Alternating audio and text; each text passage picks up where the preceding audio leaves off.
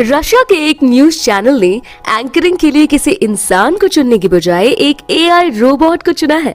अंतरिक्ष से देखने पर हमारा देश किसी चमकते हुए सितारे की तरह लगता है। एक बार फिर से फेसबुक के साथ साथ व्हाट्सएप के करोड़ों यूजर्स का डेटा चोरी हुआ।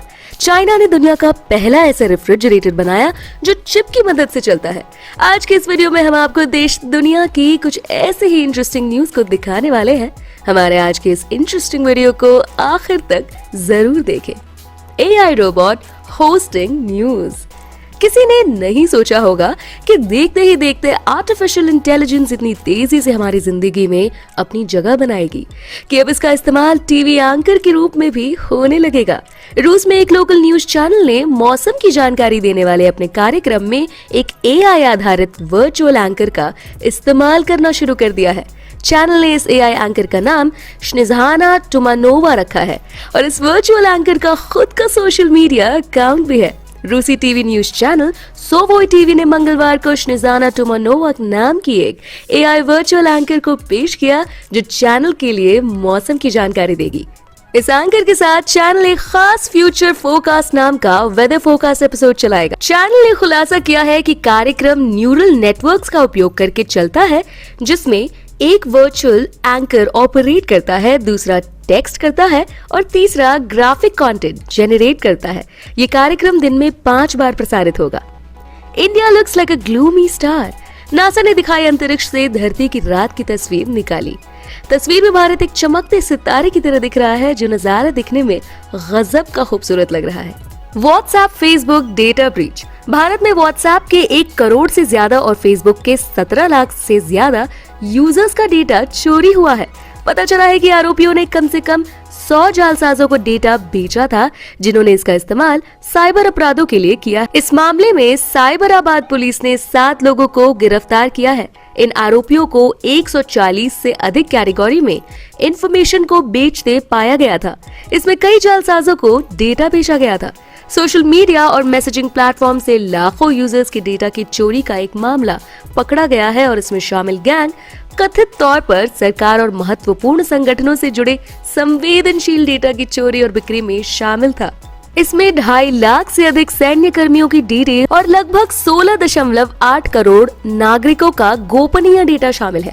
इसमें सैन्य कर्मियों के विवरण, नागरिकों और नीट स्टूडेंट्स के मोबाइल नंबर शामिल थे। Cyber police commissioner M Stephen Ravindra ने संवाददाताओं को बताया कि इस मामले में दिल्ली से डेटा के 7 ब्रोकर्स को गिरफ्तार किया गया है। ये आरोपी नोएडा और अन्य स्थानों से 3 फर्मों के जरिए ऐसा कर रहे थे। इस मामले की जांच चल रही है। NASA shares pictures of earth. अमेरिकी स्पेस एजेंसी नासा ने धरती की रात की एक इमेज शेयर की, जिसमें धरती पर मानव बस्तियों के स्पष्ट पैटर्न दिख रहे हैं। धरती की इमेजेस लोगों के लिए जिज्ञासा का कारण रही है। ये लगभग 25 वर्षों से मूलभूत रिसर्च का एक जरिया भी है। इनसे मनुष्य के इस ग्रह को आकार देने के तरीके और अंधकार को दूर करने का पता चलता है। नासा ने इंस्टाग्राम पर लगभग 7 वर्ष पुरानी धरती की रात में रोशनी से जगमगाती तस्वीर शेयर की है। इसमें धरती का बाहरी हिस्सा हल्की नीली रोशनी में दिख रहा है, जिसमें यूरोप और उत्तर अफ्रीका के शहरों की लाइट्स चमकती हुई भी दिख रही है। नासा ने इस पोस्ट के कैप्शन में लिखा है, इस इमेज में रात में धरती की लाइट्स दिख रही हैं। इसे एक कंपोजिट तकनीक से लिया गया है जो प्रत्येक महीने बेस्ट क्लाउड फ्री रातों को चुनती है।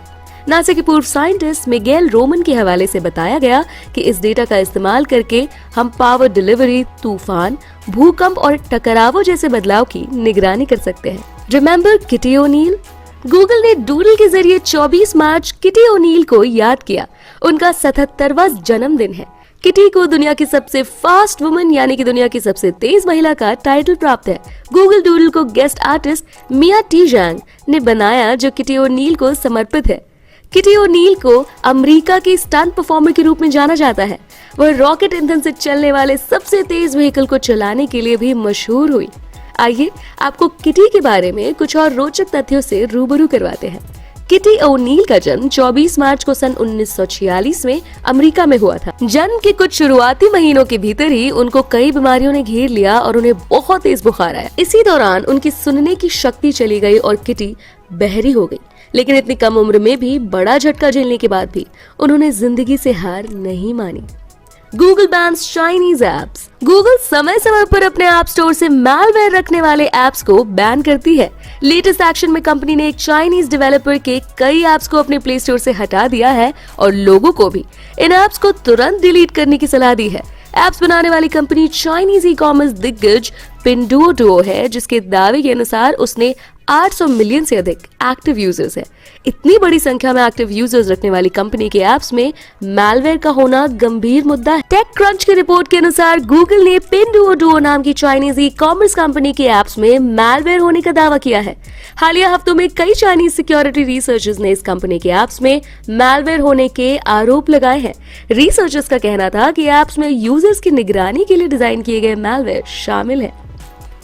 New features for WhatsApp group admins. Mark Zuckerberg ने मंगलवार को व्हाट्सएप ग्रुप्स के लिए 2 नए अपडेट की घोषणा की है। अगर आप किसी का नाम जानकर ये देखना चाहते हैं कि वो आपके साथ किसी और ग्रुप में है या नहीं, तो अब ये आसान होने वाला है। मार्क जुकरबर्ग ने व्हाट्सएप ग्रुप के लिए 2 नए अपडेट की घोषणा की है और एडमिन तय करेगा कि कौन ग्रुप में शामिल होगा। व्हाट्सएप ग्रुप्स में कॉमन यूजर को आसानी से देखा जा सकेगा। मार्क जुकरबर्ग का बड़ा ऐलान, बढ़ जाएंगी व्हाट्सएप ग्रुप्स के एडमिन्स की ताकतें। नए अपडेट्स के साथ एडमिन्स को उनके ग्रुप्स पर प्राइवेसी के मामले में ज्यादा कंट्रोल मिलेगा। ये बदलाव बीते कुछ महीनों में किए गए अपडेट के बाद आए हैं। इसमें व्हाट्सएप ग्रुप्स को बड़ा बनाना शामिल है। मेटा के स्टेटमेंट के मुताबिक ग्रुप्स व्हाट्सएप का जरूरी हिस्सा है और हम ग्रुप्स का ज्यादा से ज्यादा फायदा उठाने के लिए लोगों को और टूल्स देने को तैयार है। आज हम कुछ नए बदलावों को लागू करने के लिए खुश हैं, जिन्हें हमने एडमिन्स के लिए मैनेजेबल बनाने और आसानी से नेविगेट करने के लिए तैयार किया है। AI provides job opportunities. 37% कंपनियां अपने कर्मचारियों को AI टूल्स उपलब्ध करवाना चाहती हैं। 30% कंपनियां ये मानती हैं कि AI लर्निंग कर्मचारियों के लिए जरूरी है। डेटा साइंटिस्ट और मशीन लर्निंग इंजीनियर्स की बड़ी डिमांड भारत में। AI में 45,000 से ज्यादा जॉब्स, 45 लाख रुपए तक मिल सकता है सैलरी पैकेज। वैश्विक मंदी के कारण एक और जहां हजारों की संख्या में कंपनियां कर्मचारियों की छटनी कर रही है, वहीं भारत में 45,000 प्रोफेशनल्स की जरूरत है। टेक्नोलॉजी में AI की एंट्री के बाद इस क्षेत्र में तेजी से प्रोफेशनल्स की डिमांड बढ़ी है और ये डिमांड का ग्राफ लगातार ऊपर की ओर जा रहा है।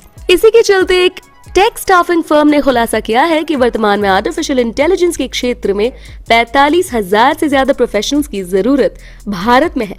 इनमें मशीन लर्निंग स्पेशलिस्ट के लिए कहा गया है कि इन्हें 14 लाख रुपए तक का शुरुआती सैलरी पैकेज दिया जा सकता है, जो कि 45 लाख रुपए तक भी जा सकता है।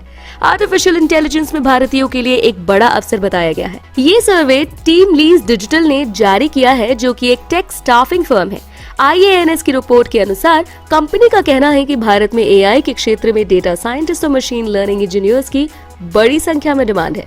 रिपोर्ट में कहा गया है कि पिछले कुछ समय में मशीन लर्निंग एप्लीकेशंस पर जोर दिया जा रहा है, जिसके चलते आर्टिफिशियल इंटेलिजेंस में ऐसे प्रोफेशनल्स की जरूरत है जो लैंग्वेज स्क्रिप्टिंग कर सके, ML मॉडल्स आदि बना सके। वर्तमान में ये स्किल क्षेत्र में सबसे ज्यादा डिमांडिंग है। Diesel car turns into electric vehicles. Petrol और डीजल की बढ़ती कीमतों ने लोगों को इलेक्ट्रिक व्हीकल्स की ओर रुख करने को मजबूर कर दिया है। लोगों की दिलचस्पी इलेक्ट्रिक कारों की तरफ तेजी से बढ़ रही है और सरकार भी जनता और वाहन कंपनियों से उनके पोर्टफोलियो को पूरी तरह से इलेक्ट्रिक वाहनों पर स्विच करने के लिए कह रही है।